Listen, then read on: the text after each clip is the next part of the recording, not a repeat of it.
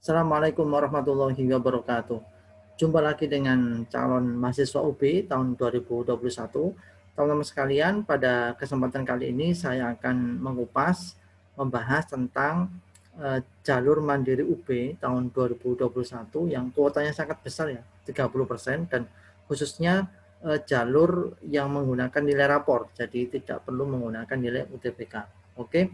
Nah, secara umum informasi yang sudah kita ketahui bersama bahwasanya UB tahun 2021 itu merekrut 17 ribuan mahasiswa yang terbagi menjadi 3 gelombang ya. SNMPTN 30% sudah selesai, sudah finalisasi sekitar 5.000 mahasiswa yang diterima. SBMPTN 40% sekitar 7.000, ini besar sekali ya, dan pengumumannya tanggal 14 Juni 2021, masih ada 3 minggu, dan teman-teman semua sedang berdebar-debar menunggu pengumuman itu. Dan jalur mandiri yang ini menjadi alternatif bagi teman-teman yang nanti belum lolos di SBMPTN, bisa ikut jalur mandiri. Kuotanya juga besar, 30%, sekitar 5.000 mahasiswa yang bakalan diterima di jalur mandiri. Nah, apa persyaratan dokumen yang dibutuhkan untuk bisa ikutan di jalur mandiri?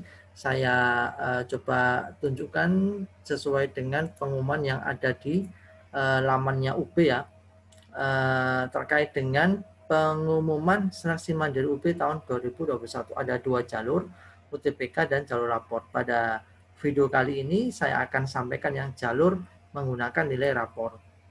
Nah, karena ini menggunakan nilai rapor, maka teman-teman nanti data-data yang diunggah adalah yang data nilai rapor masing-masing teman-teman selama berada di bangku SMA. Ada 2 gelombang yang ditawarkan. Jalur ini bagi teman-teman yang tidak mengikuti UTBK atau dapat mengikuti seleksi dengan menggunakan nilai rapor. Artinya walaupun punya nilai UTBK, bisa juga memilih jalur rapor ya. Jadi peminat yang sudah mendaftar seleksi menggunakan nilai UTBK tahun 2021 juga dapat mengikuti seleksi menggunakan nilai rapor. Nah, persyaratan umumnya ini sangat umum ya. Yang A, WNI, insya Allah semua terpenuhi. Yang B, ternyata yang bisa ikut itu bisa 3 periode ya, lulusan 2019, 2020, dan lulusan 2021. Ini yang berikutnya ini adalah untuk teman-teman yang menggunakan ijazah paket C. Kemudian ini bagian lulusan luar negeri harus punya ijazah penyetaraan dari Kemdikbud, punya NISN dan NPSN, dan punya kesehatan yang memadai. Berikutnya tentang pilihan prodi ya. Pilihan prodi UB itu memberikan ketentuan ini. Ada 3 kelompok yang ditawarkan, bisa saintek, bisa soshum, bisa juga yang kelompok campuran. Nah, ini ada beberapa ketentuan. Yang A, setiap pendaftar itu hanya dapat memilih maksimal 2 prodi dari kelompok saintek atau kelompok soshum dan memenuhi syarat dari masing-masing program studi pada kelompok program studi D3, D4 atau sarjana. Yang B, peserta dari jurusan IPA dapat memilih 2 prodi campuran, yaitu 1 kelompok saintek dan 1 dari kelompok soshum, atau keduanya saintek atau keduanya itu soshum. Jadi anak IPA punya keleluasaan lebih ya. Dia bisa 2 pilihannya itu bisa 1 saintek, 1 soshum, dua-duanya saintek atau dua-duanya soshum. Kemudian anak dari IPS itu hanya dapat memilih 2 prodi dari kelompok soshum saja. Nah, ini pembatasan yang diberikan oleh panitia UB. Kemudian ada ketentuan lagi, urutan dalam pilihan prodi itu menyatakan prioritas pilihan. Nah, apa prodi-prodi yang dibuka? Di sini teman-teman ada link untuk kelompok saintek itu prodi apa saja, kelompok soshum prodi apa saja, kelompok vokasi prodi apa saja. Kemarin sudah saya buka dan insya Allah semua prodi membuka jalur mandiri. Jadi tidak usah khawatir, tidak usah bingung, teman-teman, insya Allah semua prodi baik Saintek atau Sosum itu membuka jalur mandiri. Nah, ini ada syarat khusus bagi peserta yang memilih program studi S1 Seni Rupa Murni dan D4 Desain Grafis. Itu wajib mengunggah portofolio. Ada karya gambar ya yang sudah disediakan template-nya ya. Ini ada template portofolio dan ada juknis ya, petunjuk penyusunan dokumen portofolio.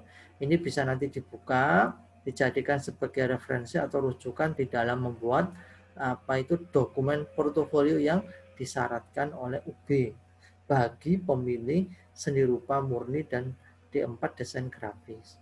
Nah, kita cermati jadwal penting ya, tanggal-tanggal pentingnya.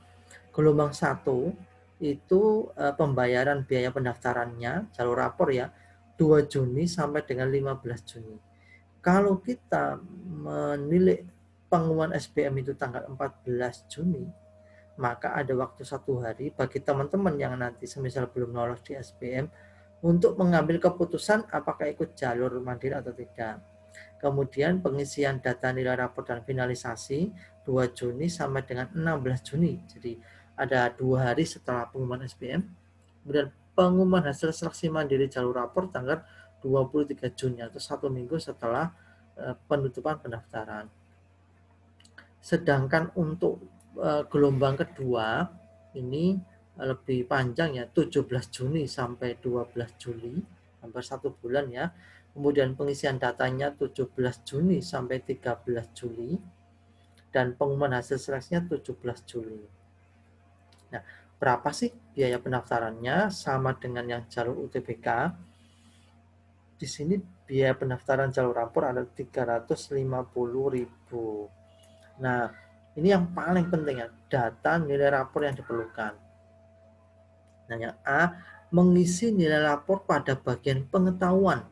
Jadi nilai yang diinput nilai pengetahuan, bukan keterampilan. Dengan ketentuan sebagai berikut, nilai mata pelajaran matematika, bahasa Indonesia, bahasa Inggris, dan rata-rata nilai mata pelajaran peminatan. Jadi kalau teman-teman dari peminatan IPA, maka setelah input nilai matematika, bahasa Indonesia, dan bahasa Inggris, maka nilai ciri IPA, fisika, kimia, biologi itu diinputkan nilai rata-ratanya. Sedangkan untuk yang kelompok IPS berarti yang diinput nilainya adalah rata-rata nilai ciri IPS, yaitu sosiologi, ekonomi, dan geografi. Nah, yang B, nilai yang diisikan adalah nilai pada 3 semester dengan ketentuan sebagai berikut. Jika teman-teman itu kelas reguler, maka yang diinputkan adalah semester 3, 4, dan 5. Jika teman-teman itu kelas Axel 4 semester, maka yang diinputkan adalah semester 1, 2, dan 3. Jika teman-teman itu kelas Axel 6 semester, maka yang diinputkan adalah nilai semester 3, 4, dan 5. Jadi intinya 3 semester terakhir yang diinputkan. Nah, berikutnya ini untuk jalur rapor itu dibutuhkan nilai akreditasi sekolah.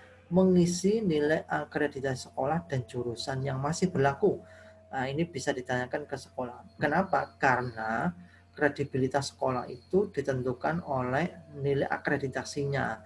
Jadi karena nilai rapor itu biasanya adalah subjektif masing-masing sekolah, maka biasanya dengan melihat nilai akreditasi itu bisa tersinkron bahwasanya data rapor itu memang nilai yang signifikan dan nilai yang bisa dipertanggungjawabkan.